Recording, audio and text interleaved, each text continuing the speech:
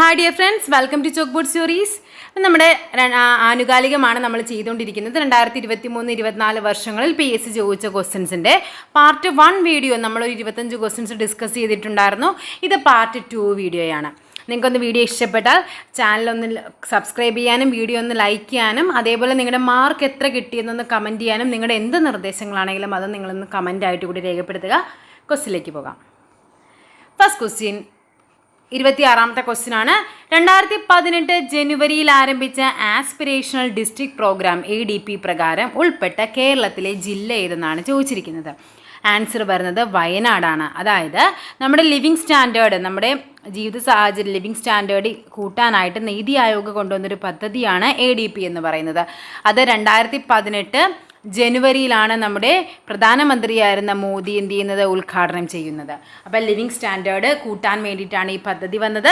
അതിൽ ഉൾപ്പെട്ട കേരളത്തിലെ ജില്ല എന്ന് പറയുന്നത് വയനാടാണ്. Okay, next question. Next question എന്താണെന്ന് നോക്കിക്കേ. താഴെ തന്നിരിക്കുന്നവയിൽ തെറ്റായി സൂചിപ്പിച്ചിരിക്കുന്ന നിയോജക മണ്ഡലം ഏത് MLA-യുടേതാണെന്നാണ് ചോദിച്ചിരിക്കുന്നത്. ഓക്കെ, ഇവിടെ ഏതാണ് ആൻസർ വരുന്നത്? MP രാജേഷ് ഏത് മണ്ഡലമാണ്? കളമശ്ശേരിയാണോ? അല്ല, MP രാജേഷ് തൃത്താലയാണ്. തൃത്താല. MP രാജേഷ് ആരാണ്?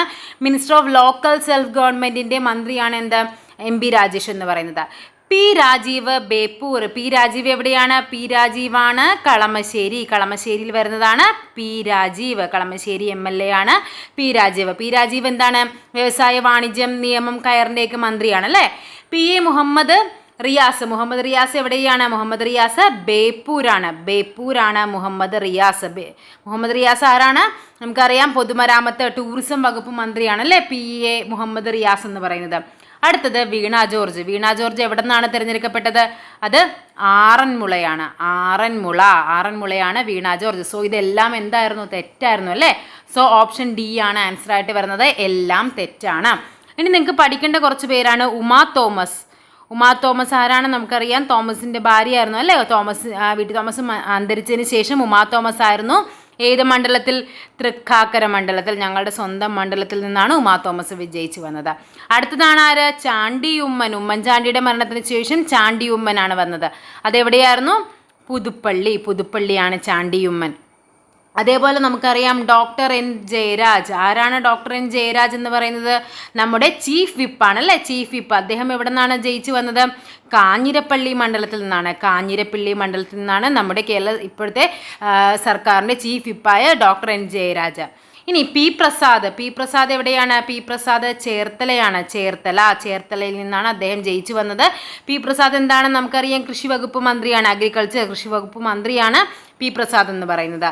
അടുത്തതാണ് സജി ചെറിയാൻ എവിടെ നിന്നാണ്? എവിടെയാണ്? ചെങ്ങന്നൂരിൽ നിന്നാണ് സജി ചെറിയാൻ വിജയിച്ചു വന്നത്. സജി ചെറിയാൻ എന്താണ്? ഫിഷറീസ് മന്ത്രിയായിരുന്നു. ഫിഷറീസ്, അതേപോലെ കൾച്ചർ, യൂത്ത് അഫയേഴ്സ് ഒക്കെയാണ് സജി ചെറിയാൻ വരുന്നത്.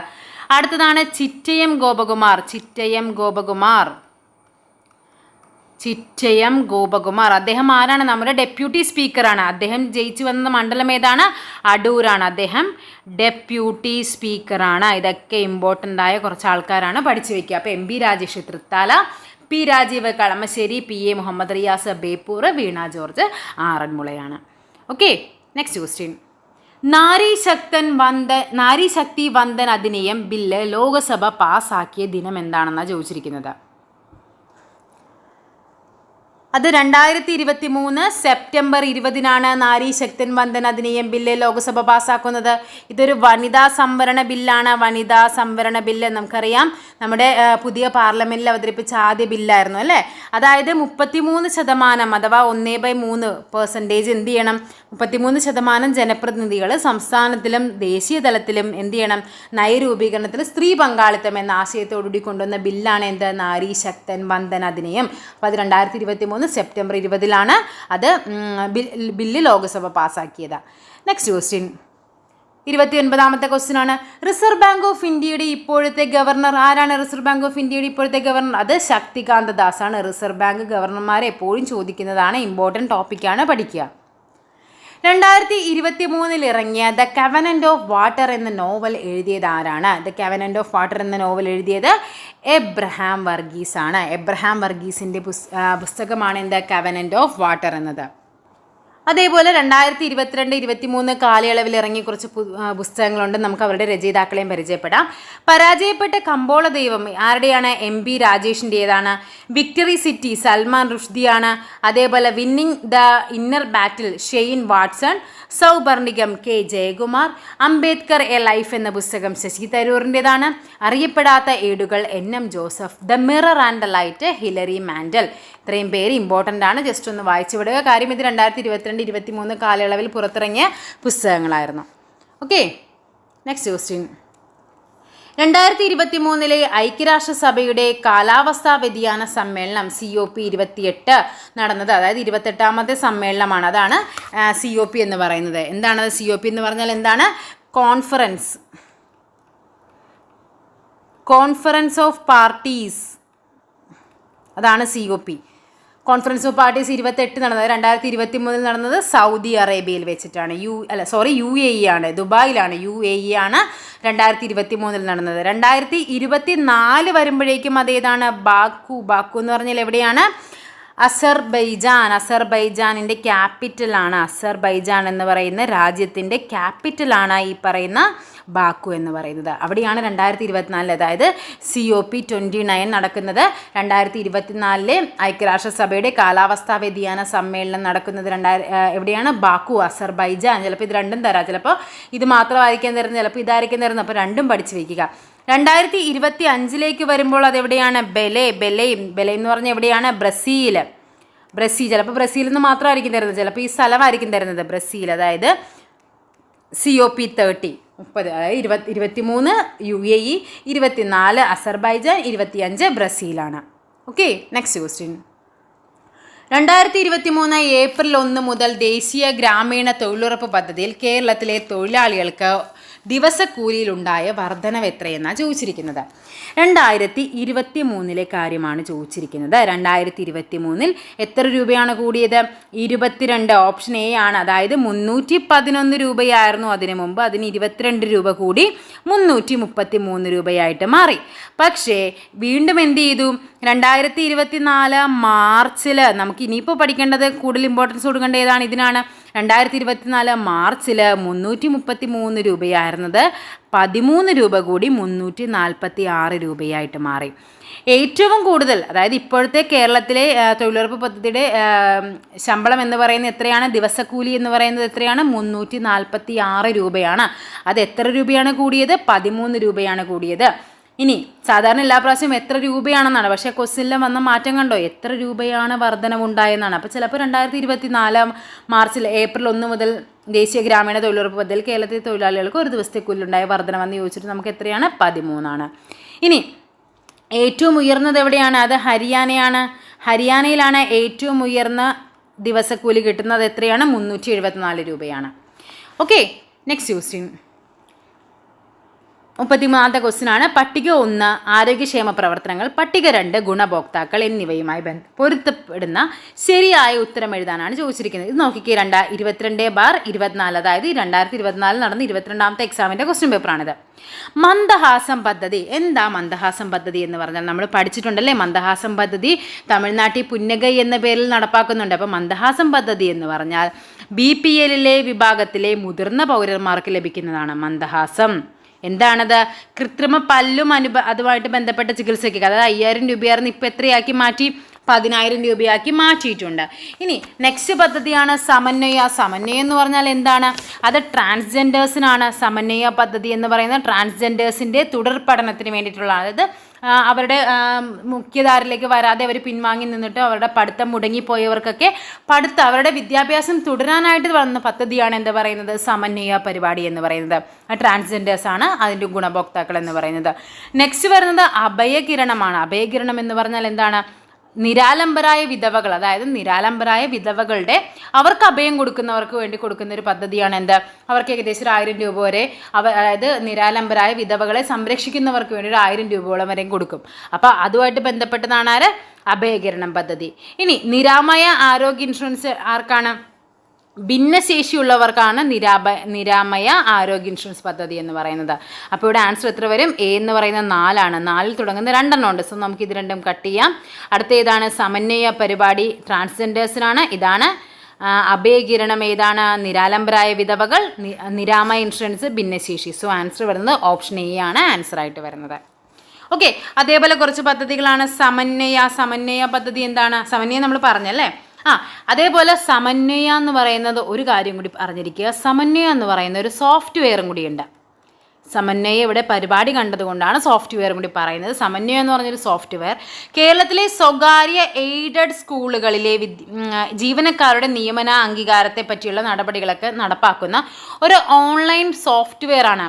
ആരുടെ കീഴിലുള്ള? കൈറ്റിൻ്റെ കീഴിലുള്ള ഒരു ഓൺലൈൻ സോഫ്റ്റ്വെയർ ആണ് സമന്വയ എന്ന് പറയുന്നത്. അപ്പോൾ ഇവിടെ സമന്വയ പരിപാടിയാണ്, ഇവിടെ സമന്വയ എന്ന് പറയുന്നൊരു സോഫ്റ്റ്വെയറും കൂടിയുണ്ട്. ഇനി വിവാ കേരളം എന്തായിരുന്നു? വിവാ കേരളം ഏറ്റവും കൂടുതൽ PSC ഇപ്പോൾ ഈയിടെയായിട്ട് റിപ്പീറ്റ് ചെയ്ത് ചോദിക്കുന്നതാണ്. വിവാ കേരളം എന്ന് പറഞ്ഞാൽ എന്താണ്? വിളർച്ചയിൽ നിന്നും വളർച്ചയിലേക്ക്. വിളർച്ചയിൽ നിന്നും വളർച്ച, അതായത് 15 മുതൽ 59 വയസ്സ് വരെ പ്രായമുള്ള പെൺകുട്ടികൾക്കും അതേപോലെ സ്ത്രീകളുടെയും അനീമിയ കണ്ടെത്തുകയും അവർക്ക് അതിന് വേണ്ടിയുള്ള ചികിത്സ നൽകുന്ന പദ്ധതിയുമാണ് എന്ത്? വിവാ കേരളം എന്ന് പറയുന്നത്.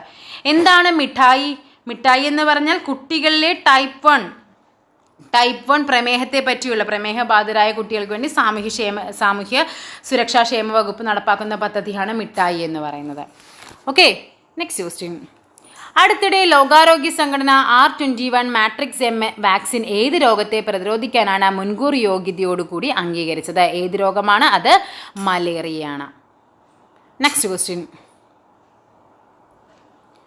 കേരളത്തിലെ 14ാം പഞ്ചവത്സരി പദ്ധതി കാലം എത്രയാണെന്ന്? അതായത് നമുക്കറിയാം ഇന്ത്യൻ പഞ്ചവത്സരി നമ്മൾ ഏറ്റവും കൂടുതൽ റിപ്പീറ്റ് ചെയ്ത് പഠിക്കുന്ന ഒരു ടോപ്പിക്കാണ് അല്ലേ. ഇന്ത്യയിലെ പഞ്ചവത്സരി പദ്ധതി കാലഘട്ടങ്ങളും ആസൂത്രണ കമ്മീഷനും പുതിയതായിട്ട് വന്ന നീതി ആയോഗും ഒക്കെ. പക്ഷേ എന്താണ് ഇത് ചോദിച്ചിരിക്കുന്നത്? കേരളത്തിലെ 14ാം പഞ്ചവത്സര പദ്ധതി കാലഘട്ടം എന്ന് പറയുന്നത് 2022-27 അതായത് നമുക്കറിയാം 1950 എന്ത് വന്നത്? ദേശീയ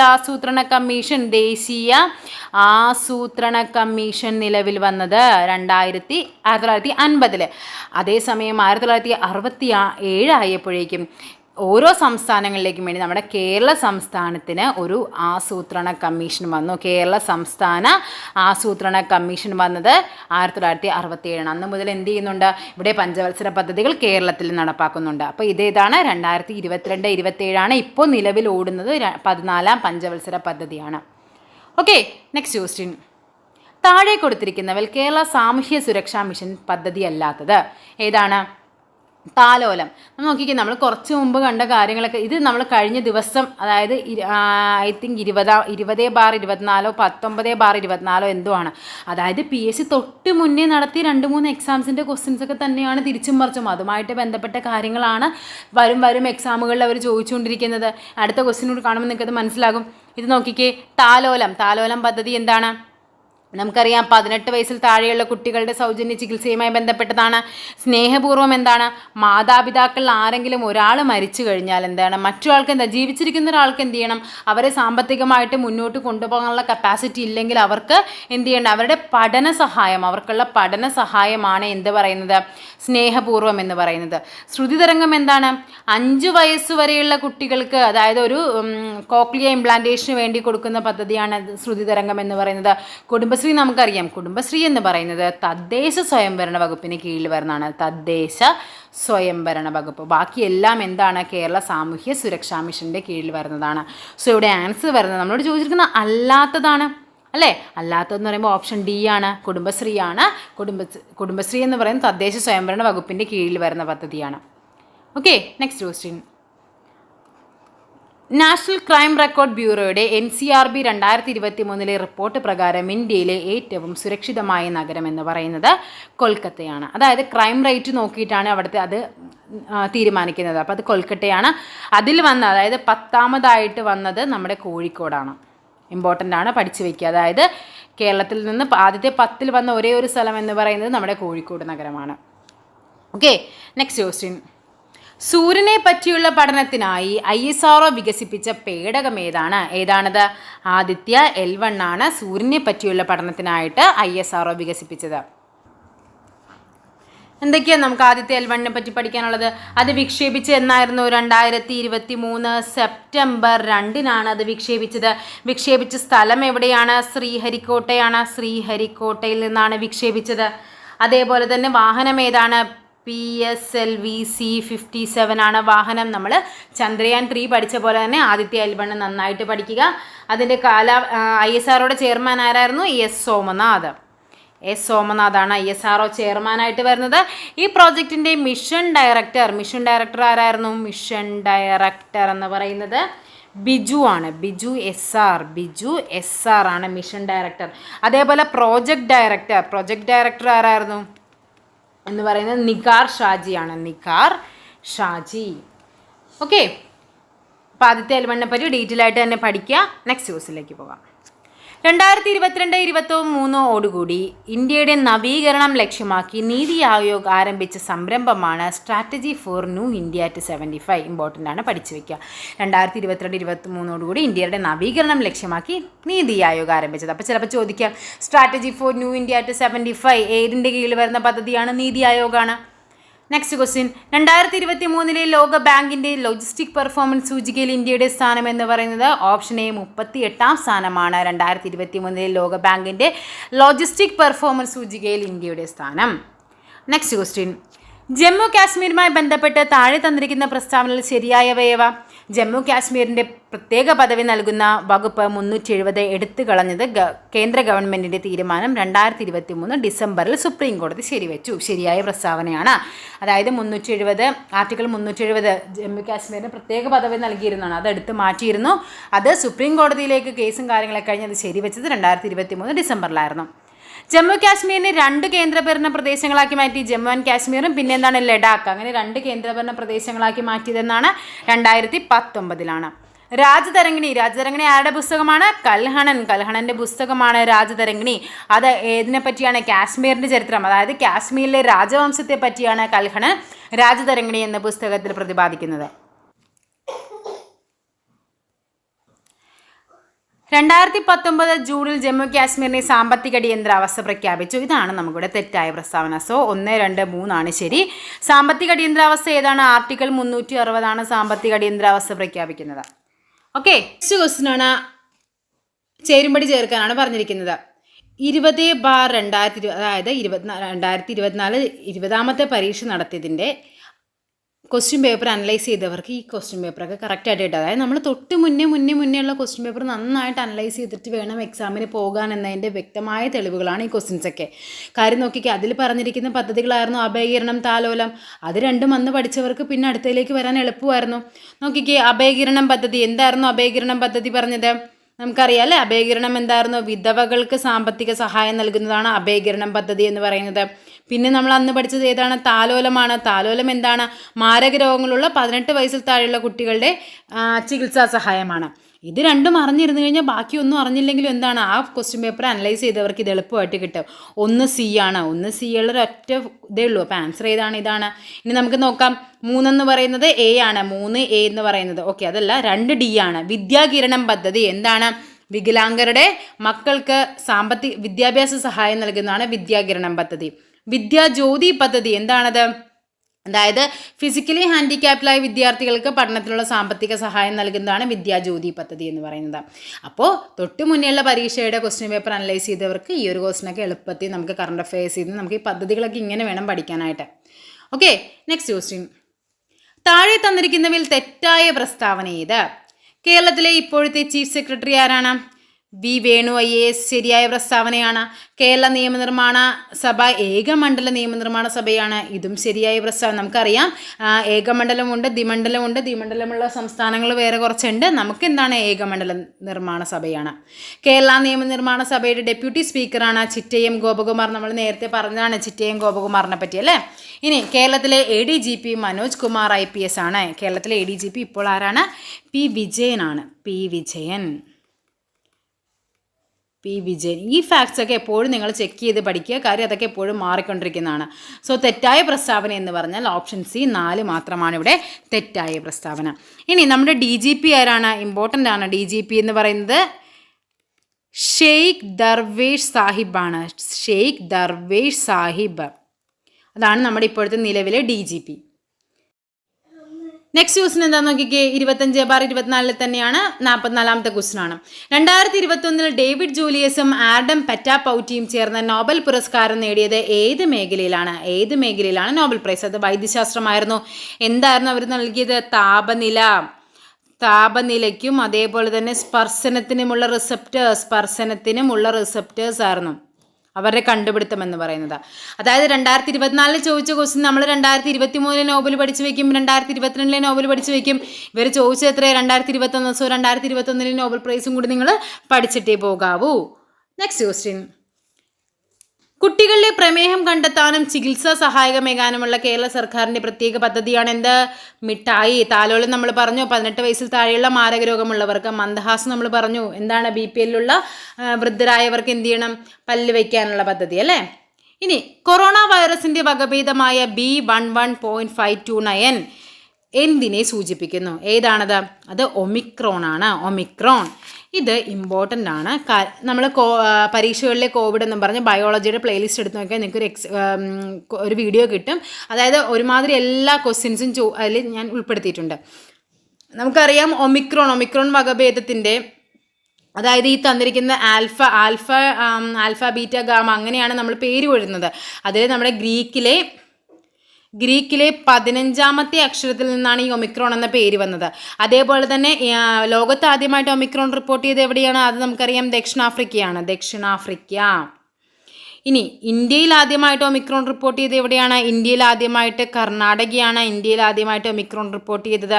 അതേപോലെ കേരളത്തിലേക്ക് വരുമ്പോഴേക്കും അതെവിടെയാണ്? അത് എറണാകുളം ജില്ലയിലാണ് കേരളത്തിൽ ആദ്യമായിട്ട് ഒമിക്രോൺ റിപ്പോർട്ട് ചെയ്തത്. ഇനി ഇന്ത്യയിൽ ആദ്യത്തെ മരണം റിപ്പോർട്ട് ചെയ്ത് എവിടെയാണ്? ആദ്യം ഒമിക്രോൺ റിപ്പോർട്ട് ചെയ്ത് കർണാടകത്തിൽ, പക്ഷേ ആദ്യം മരണം റിപ്പോർട്ട് ചെയ്തത് എവിടെയാണ്? അത് രാജസ്ഥാനിലാണ്. ഇനി ലോകത്ത് ആദ്യമായിട്ട് ദക്ഷിണാഫ്രിക്കയാണ് ഒമിക്രോൺ റിപ്പോർട്ട് ചെയ്ത്. ലോകത്ത് ആദ്യമായിട്ട് ഒമിക്രോണിൻ്റെ മരണം റിപ്പോർട്ട് ചെയ്തത് ബ്രിട്ടനിലാണ്.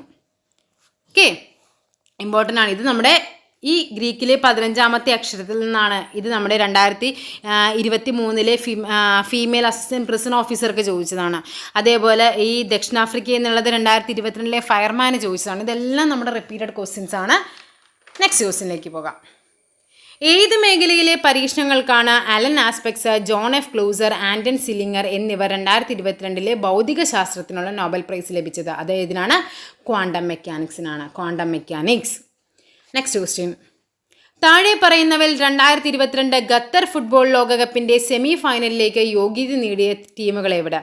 ആരൊക്കെയാണെന്ന് നമുക്കറിയാം. അർജന്റീനയായിരുന്നു വിജയ് എന്നും ഫ്രാൻസ് ആയിരുന്നു റണ്ണറപ്പ് എന്നും നമുക്ക് എല്ലാവർക്കും അറിയാം. സോ നോക്കിക്കേ, അവർ തന്നിരിക്കുന്ന ഓപ്ഷനിൽ എല്ലാവർക്കും ഇതിൻ്റെ അകത്തുണ്ട്. നമുക്ക് ഈ അർജന്റീന ഇല്ലാത്തതുകൊണ്ട് നമുക്ക് ഓപ്ഷൻ എലിമിനേറ്റ് ചെയ്യായിരുന്നു, പക്ഷേ അവർ ഈ രണ്ടും എല്ലാത്തിലും തന്നിട്ടുണ്ട്. സോ മൂന്നാമത് വന്നത് ക്രൊയേഷ്യ ആയിരുന്നു. സോ നമുക്ക് ഈ 2 ഓപ്ഷനും കട്ട് ചെയ്യാം. പിന്നെയുള്ളത് Croatia Morocco, Croatia Belgium. Answer വരുന്നത് Argentina, France, Croatia, Morocco. Argentina 1ാം സ്ഥാനം, റണ്ണറപ്പായിട്ട് ഫ്രാൻസ്, 3ാം സ്ഥാനം ക്രൊയേഷ്യ, 4ാം സ്ഥാനം മൊറോക്കോ. അതോടുകൂടി എന്തായിരുന്നു, ലോകത്തിലേക്ക് തന്നെ വേൾഡ് കപ്പിൽ സെമി ഫൈനലിലെത്തുന്ന ആദ്യ ആഫ്രിക്കൻ രാജ്യമായിട്ട് എന്ത് മാറുന്നുണ്ട്? മൊറോക്കോ മാറുന്നുണ്ട്, ആദ്യ ആഫ്രിക്കൻ രാജ്യം. ഇനി ആർക്കാണ് ഗോൾഡൻ ബോൾ കിട്ടിയത്? ഗോൾഡൻ ബോൾ ആർക്കായിരുന്നു? ലയണൽ മെസ്സിക്കായിരുന്നു ഗോൾഡൻ ബോൾ കിട്ടിയത്. അതായത് മികച്ച താരം, അതാണ് ഗോൾഡൻ ബോൾ എന്ന് പറയുന്നത്. അദ്ദേഹം 7 ഗോളുകളാണ് അടിച്ചത്. ഗോൾഡൻ ബൂട്ട് ആർക്കായിരുന്നു? ബൂട്ടാർക്കായിരുന്നു കിലിയൻ എംബാപ്പെ. ഏറ്റവും കൂടുതൽ ഗോൾ അടിച്ച താരത്തിനാണ് ഗോൾഡൻ ബൂട്ട് കൊടുക്കുന്നത്, കിലിയൻ എംബാപ്പെ. എത്ര ഗോളുകളായിരുന്നു? 8 ഗോളുകളായിരുന്നു കിലിയൻ എംബാപ്പെ അടിച്ചത്. നെക്സ്റ്റ് വരുന്നത് ഗോൾഡൻ ഗ്ലൗ ആണ്. ആർക്കാണത്? അതായത് മികച്ച ഗോൾ കീപ്പർക്ക് കിട്ടുന്നതാണ്. അർജന്റീനയുടെ ഗോൾ കീപ്പറായിരുന്ന എമിലിയാനോ മാർട്ടിനസ് എന്ന വ്യക്തിക്കായിരുന്നു. ഇത് 3 ഇമ്പോർട്ടൻ്റ് ആണ്, പഠിച്ചു വയ്ക്കുക. അപ്പം 2022 ഖത്തർ വേൾഡ് കപ്പിൽ സെമി ഫൈനലിലേക്ക് യോഗ്യത നേടിയവർ ആരൊക്കെയായിരുന്നു? Argentina, France, Croatia, Morocco. 4ാം സ്ഥാനം, ക്രൊയേഷ്യ 3ാം സ്ഥാനം. അങ്ങനെ സെമി ഫൈനലിലെത്തുന്ന ആദ്യ ആഫ്രിക്കൻ രാജ്യമായിട്ട് മൊറോക്കോ മാറുകയുണ്ടായി. നെക്സ്റ്റ് ക്വസ്റ്റ്യൻ, ഹൈമവത ഭൂമിയിൽ എന്ന യാത്രാ വിവരണം ആരുടെ കൃതിയാണ്? ആരുടേതാണ്? MP വീരേന്ദ്രകുമാറാണ്. MP വീരേന്ദ്രകുമാറിൻ്റെ ഒരു യാത്രാ വിവരണമാണ്, അല്ലേ? സോറി, ഇവിടെ യാത്രാവിവരണം എന്നൊരു പറഞ്ഞിട്ടുണ്ട്. യാത്രാ വിവരണമാണ് ഹൈമവത ഭൂവിൽ എന്നത്. ഇതിന് 2010 കേന്ദ്ര സാഹിത്യ അക്കാദമി അവാർഡ് ലഭിച്ചിട്ടുണ്ട്. കേന്ദ്ര സാഹിത്യ അക്കാദമി അവാർഡും അതേപോലെ 2016 മൂർത്തി ദേവി പുരസ്കാരം ലഭിച്ചിട്ടുണ്ട്. ഇദ്ദേഹത്തിൻ്റെ പ്രസക്തി എന്ന് പറഞ്ഞാൽ ഇദ്ദേഹം 2020 മെയ് 18 അന്തരിക്കുകയുണ്ടായി. സോ ഇതെന്താണ് ഒരു കറണ്ട് അഫെയർ ആയിട്ട് ചോദിക്കാം. കേരളത്തിൽ നിന്നുള്ള രാജ്യസഭാ അംഗമായിരുന്നു ഇദ്ദേഹം. അതേപോലെ തന്നെ ഇദ്ദേഹത്തിൻ്റെ രാഷ്ട്രീയ കക്ഷിയാണ് എന്ത്? ലോക് താന്ത്രിക് ജനതാദൾ എന്ന പാർട്ടിയാണ് ഇദ്ദേഹം. ലോക് താന്ത്രിക് ജനതാദളിൻ്റെ സ്ഥാപകനായിരുന്നു ആര്? MP വീരേന്ദ്രകുമാർ. കേരള സാഹിത്യ അക്കാദമിയുടെ പ്രസിഡന്റ് ആരാണ്? K. സച്ചിദാനന്ദനാണ് കേരള സാഹിത്യ അക്കാദമിയുടെ പ്രസിഡന്റ്. ആരാണ് കേരള യുവജന കമ്മീഷൻ്റെ പ്രസിഡന്റ് എന്ന് പറയുന്നത്? M. ഷാജറാണ്. കേരള സ്റ്റേറ്റ് സ്പോർട്സ് കൗൺസിലിൻ്റേത് ആരാണ്? സ്പോർട്സ് കൗൺസിൽ കഴിഞ്ഞ പരീക്ഷയ്ക്ക് ചോദിച്ചതാണ്. സ്പോർട്സ് കൗൺസിൽ ആരാണ്? U. ഷറഫ് അലി. ഇനി മലയാളം മിഷൻ ഡയറക്ടർ ആരാണ്? മലയാളം മിഷൻ ഡയറക്ടറാണ് മുരുകൻ കാട്ടാക്കടയാണ് മലയാളം മിഷൻ ഡയറക്ടർ. അതേപോലെ തന്നെ സംഗീത നാടക അക്കാദമി ആരാണ്? സംഗീത നാടക അക്കാദമി മട്ടന്നൂർ ശങ്കരൻകുട്ടി. ഇനി അതേപോലെ ലളിതകലാ അക്കാദമിയോ? കേരള ലളിതകലാ അക്കാദമിയുടെ അധ്യക്ഷൻ എന്ന് പറയുന്നത് മുരളി ചീരോത്ത്. ഇനി ചലച്ചിത്ര അക്കാദമിയുടെ പ്രസിഡന്റ് ആരാണ്? ചലച്ചിത്ര അക്കാദമിയുടെ അധ്യക്ഷൻ എന്ന് പറയുന്നത് രഞ്ജിത്ത്. ഓക്കെ, അപ്പോൾ നമ്മുടെ കറണ്ട് അഫെയർ സീരീസിൽ 50 ക്വസ്റ്റ്യൻസ് കഴിഞ്ഞിട്ടുണ്ട്. 50 ക്വസ്റ്റ്യൻസും അതുമായി ബന്ധപ്പെട്ട കണക്റ്റഡ് ഫാക്ട്സും കഴിഞ്ഞു. അടുത്തൊരു വീഡിയോയുമായി വീണ്ടും കാണാം. താങ്ക്